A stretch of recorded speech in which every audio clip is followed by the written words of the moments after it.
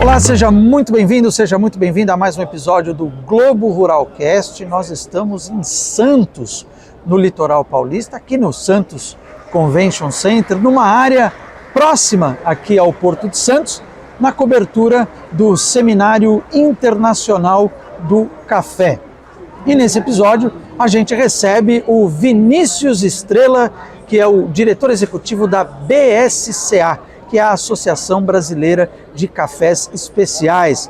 Vamos saber um pouquinho como está esse segmento aí desses cafés premium, desses cafés diferenciados no mercado, diante aí de toda essa conjuntura, não só do mercado de café, mas também toda essa influência aí da geopolítica global, dos mercados internacionais sobre esse segmento de mercado. Vinícius, muito obrigado, seja bem-vindo aqui ao Globo Ruralcast.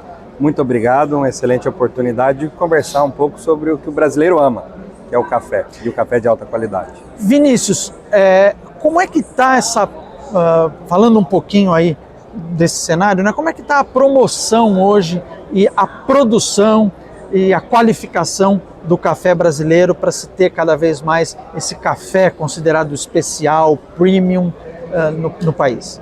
Olha, eu sempre começo a discussão falando um pouquinho o que é o café especial. Isso.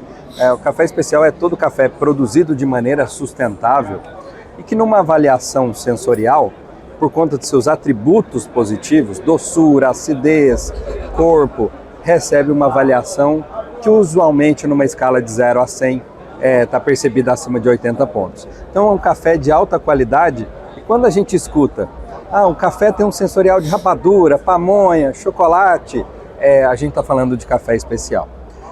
Esse é um segmento que ele começa a ganhar força no Brasil depois do fim das cotas, em 1991, e ele vem crescendo a disponibilidade e a produção desses cafés. Eu gosto sempre de usar uma comparação. Em 1999, a produção de cafés especiais no Brasil era estimado em cerca de 120 mil sacas. O ano passado a gente bateu 9 milhões e meio de sacas. Agora, o que levou a esse crescimento? Pesquisa? O que foi feito de trabalho para se chegar a esse número, a esse crescimento? A primeira coisa é mostrar para o mercado internacional e para o brasileiro que o Brasil produz cafés especiais e de alta qualidade. O segundo foi que existiu um conjunto de inovações que permitiu com que o produtor brasileiro tivesse acesso a melhores processos, cereja descascado, as fermentações, os processos experimentais, novas variedades que apareceram por conta da pesquisa. Então esse conjunto entre pesquisa, inovação e tecnologia puderam fazer com que a gente saísse de 150, 120 mil sacas para 9 milhões e meio de sacas produzidas. Agora, se a gente for estabelecer um perfil do que é o café especial brasileiro, qual é a característica ou quais são as características que o mercado encontra no café especial brasileiro para dizer sim, esse é um café especial brasileiro? Estou aqui tentando, e você me corrija se eu estiver errado na comparação, estou aqui tentando fazer uma comparação com o vinho, né? Hoje muito se compara, né, com o vinho, então você sabe que um vinho é francês, você sabe que um vinho é argentino, você sabe porque ele tem determinadas características do seu local de produção.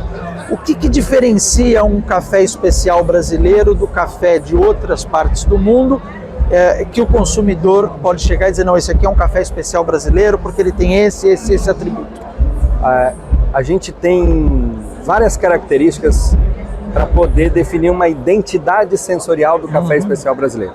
Mas eu diria que quase sempre estão presentes dois aspectos, que é a doçura muito elevada e a sensação de corpo, que é o peso, a sensação tátil na língua. O café brasileiro é conhecido por essas características e muito apreciado. Os japoneses valorizam muito esses cafés, os americanos e os europeus, porque eles também são uma base de um bom expresso. E, mais recentemente, com tanta inovação, a gente vem percebendo o aparecimento das indicações geográficas com identidades sensoriais em determinados locais. Então, o café do Cerrado Mineiro, o café da Alta Mogiana, o café da Serra da Canastra, o café robusta amazônico de Rondônia, do Acre, o conilon do Espírito Santo, todos eles com características sensoriais que bebem dessa grande fonte, que é a doçura e o corpo. Em que o fato de uma indicação, em que o fato de ter uma indicação geográfica pode agregar de valor para um café dessa categoria no mercado, seja no mercado interno ou no mercado internacional?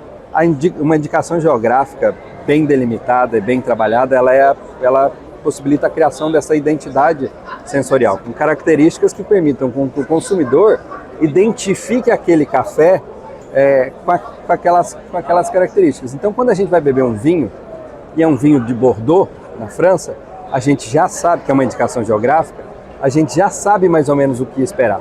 Quando você vai comer um queijo canastra, você não espera um sensorial de provolone ou de mussarela. Então, a criação dessas identidades sensoriais permitem com que um país de dimensão continental possa ter várias origens de cafés em um mesmo guarda-chuva, que é o de café especial do Brasil e cafés do Brasil. É possível, com essa diversidade toda que você coloca, o Brasil ser cada vez mais uma plataforma de fornecimento de café para o mercado, digamos assim, ao gosto do freguês? Hoje o mercado internacional pode chegar aqui no Brasil e encontrar qualquer tipo de café que ele queira? Quase qualquer café que ele queira, por conta dos processos, inclusive. Se você quer realçar a doçura ou o corpo no café, você vai produzir uma maturação mais lenta e um processo de seca mais lento. Se você quer realçar a acidez, você vai conduzir esse processo de uma outra forma também. Então, o mercado internacional e o brasileiro tem à disposição cafés especiais no Brasil com a maior diversidade do planeta. Então, cafés florais, cafés frutados, cafés de variedades exóticas, cafés com variedades brasileiras que vêm conquistando o mundo, como Arara, Paraíso, Topázio e tantas outras variedades que vêm sendo desenvolvidas pela pesquisa brasileira, adaptadas ao solo, produtivas, resistentes a doenças e que permitem com que o brasileiro e o cidadão global tenham o melhor café à disposição na sua mesa. Você mencionou a questão de indicações geográficas e você mencionou a questão dos robustas, né, do Robusta, Conilon. Dá para a gente dizer que hoje o Robusta, Conilon, está numa ascensão até para um café, quer dizer, hoje a gente fala do 100%, tem o 100% arábica, tem os blends, mas hoje você vê já cafés 100% Conilon ou 100% Robusta de qualidade conquistando o mercado, né? Sem dúvida, e essa é uma grande revolução que o Brasil está tomando na frente e liderando. Inclusive a BSA organiza esse ano o primeiro concurso internacional de qualidade dedicado aos canéforas, que são os robustas e os conilons, que a gente deu o nome de The Best of Canéfora. E os grandes provadores do mundo inteiro, da Índia, do Vietnã, vêm ao Brasil para provar esses cafés e descobrir essa revolução sensorial que vem sendo conduzida pelos produtores dos canéforas brasileiros. A BSA foi a primeira associação no mundo em 2015 a reconhecer que um café canéfora poderia ser especial. A gente tinha até então dois conceitos: o café fino, robusta fino, e um café especial dedicado ao arábica. A BSA uniu isso e, por conta dos seus atributos positivos, um bom canéfora pode ser um café especial e deve ter um lugar no mercado dedicado aos consumidores que apreciam essa bebida.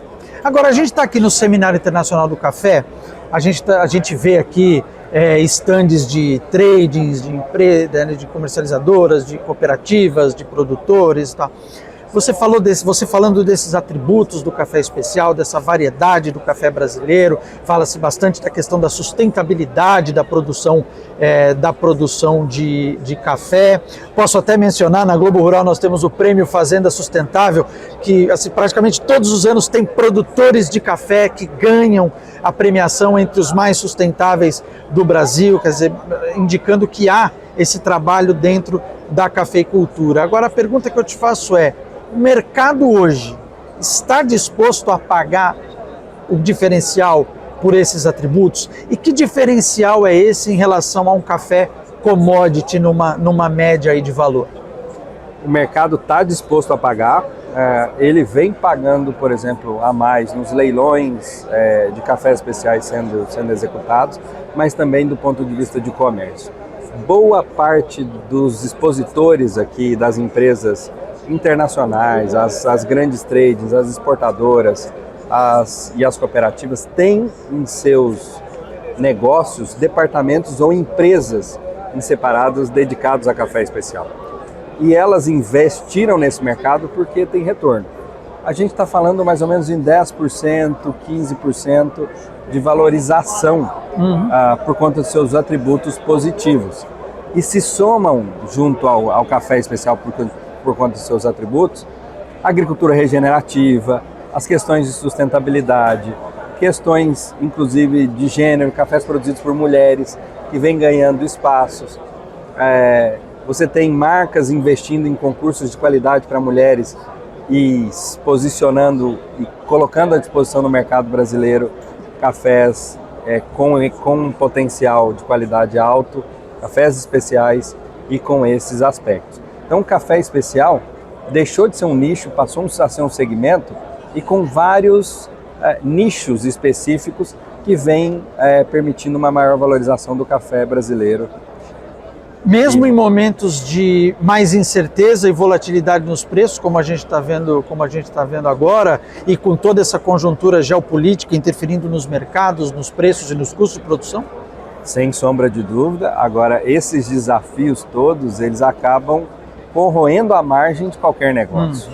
Então, as questões logísticas vêm aumentando os custos da exportação. O produtor brasileiro tem investido mais na qualidade e no caminho da excelência e assumido um caminho de uma cafeicultura que tem mais custo e que, portanto, ela precisa ser remunerada à altura do custo de produção e do esforço do agricultor brasileiro em fazer esse café de excelência. E qual é a expectativa que o segmento de cafés especiais do Brasil tem esse ano aí em termos de receita, de ganho de mercado, de exportação e até de consumo interno também? A gente trabalha sempre com o número da Conab, né? Então a gente está entendendo que o mercado deve trabalhar consistentemente com em torno de 66 milhões de sacas. Desses 66, a gente espera ficar em próximo de 10 milhões de sacas de cafés especiais, sendo que 1,5 milhão deve ser absorvido pelo mercado interno e o restante dos 8,5 milhões exportados. Esses números em comparação com o ano passado são números de crescimento? São números de crescimento, um crescimento mais tímido, em função da estabilidade um pouco da safra, que a gente não vem tendo anos de safras tão maiores do que outros nos últimos anos. A gente vem percebendo o efeito de bianualidade com menos acentuado. E como é que vocês estão vendo o mercado, né? Você falou dessas 10 milhões de sacas, aí mais ou menos 1,5 milhão aqui no mercado interno, né? Esse restante para o mercado externo. Como é que vocês estão vendo a conjuntura de mercado aí, principalmente nesse momento de incerteza? Esse é um mercado muito incerto do ponto de vista das relações comerciais, porque as torrefações internacionais estão com estoque muito curto. É fato de que o estoque de passagem entre uma safra e outra ele está mais curto do que usualmente o mercado costumava trabalhar. Então a gente tem um pouco menos de disponibilidade do grão ao longo desse tempo, o que acaba criando espaços para flutuações e volatilidades que são um desafio extra para o setor cafeicultor de uma maneira geral. Mas o Brasil ele tem uma capacidade de ter um mercado interno com uma indústria muito forte e um mercado externo também com uma indústria forte e que consegue equacionar alguns aspectos para além de outras origens. Você tem origens que exportam 90%, 95% do seu café e aí elas estão mais suscetíveis à volatilidade dos mercados internacionais. Agora, o cenário atual, esse cenário que a gente vê hoje, favorece o investimento no café especial? O mercado de café especial vem crescendo 10%, 15% ao ano em termos de consumo. A gente vem percebendo, por exemplo, um investimento maior dos consumidores nos principais mercados, Estados Unidos, Europa e até asiático, em os gadgets do mundo do café, então balanças, novos métodos, métodos de extração, o que nos direciona para uma visão de entender que o consumidor vai buscar cafés de melhor qualidade, pelo investimento que vem sendo feito, pelo aparecimento de novas indústrias em torno do café especial. E a gente tem dois fenômenos importantes, que são o crescimento do Sudeste Asiático, com a China consumindo café especial, e também o mercado do Oriente Médio, que vem crescendo 30% ao ano a importação e o consumo de café especial do mundo. Então a gente tem percebido que o café especial vem sustentando o crescimento do consumo de café globalmente e também abrindo novas fronteiras de consumo, incluindo jovens, garantindo assim a sustentabilidade do negócio café pelos próximos anos. E falando dos consumidores já tradicionais, depois de toda essa questão de tarifaço, os americanos estão voltando a comprar café? Os americanos têm comprado café, têm buscado café. Evidentemente eles estão numa situação delicada, porque a tarifa caiu, a safra brasileira já havia sido comercializada, a safra da América Central estava entrando mais fortemente, então existe uma procura pelo café especial brasileiro, pelo café brasileiro, mas evidentemente a torrefação e o consumidor americano muito pressionado por preço. Então é um cenário delicado para o consumidor americano, que vai ter que adequar esse consumo dentro de uma nova lógica de comércio e de preço, e o consumidor americano se mostrou resiliente, porque mesmo nos momentos mais delicados da tarifa, o consumo de café nos Estados Unidos permaneceu estável. E é um mercado importante porque mais de 50% do consumidor americano bebe café especial. Então é um mercado que nos dá conforto de um consumidor que aprendeu a beber café especial e que demanda o grão brasileiro. Entre consumidores tradicionais e novas fronteiras de consumo, onde estão as maiores apostas da BSCA aí para os próximos meses? As maiores apostas estão nos novos mercados, porque a gente tem a possibilidade de destinar cafés de perfis diferentes para mercados distintos. Vou te dar um exemplo bem claro e clássico. O consumidor japonês, ele prefere um café natural, mais limpo, mais doce. E, por exemplo, o consumidor chinês, ele gosta dos cafés experimentais, mais fermentados, mais florais, com a potência do sabor mais expressiva. Então a gente tem oferta para esses dois mercados, e com o crescimento de novos processos e desses cafés, da oferta desses cafés com mais potência, a gente espera entrar no mercado chinês com bastante consistência, sem que a gente deixe o mercado japonês, ou o europeu, ou o americano desabastecidos, porque são perfis de cafés diferentes. Vinícius Estrela, diretor da BSCA, Associação Brasileira de Cafés Especiais, muito obrigado pelo tempo e pela entrevista aqui ao Globo Ruralcast. Muito obrigado, e a todos um excelente café e continuem bebendo café especial. E aqui a gente encerra mais esse episódio do Globo Ruralcast, lembrando que esse e todos os outros episódios do nosso podcast você pode assistir e ouvir no nosso perfil no Spotify, no nosso site, também no nosso canal do YouTube, por qual eu peço para você deixar ali a sua curtida, deixar ali o seu comentário, compartilhar esse conteúdo, diz pra gente que tema você quer que a gente discuta aqui no Globo Ruralcast. Até o próximo episódio. Tchau!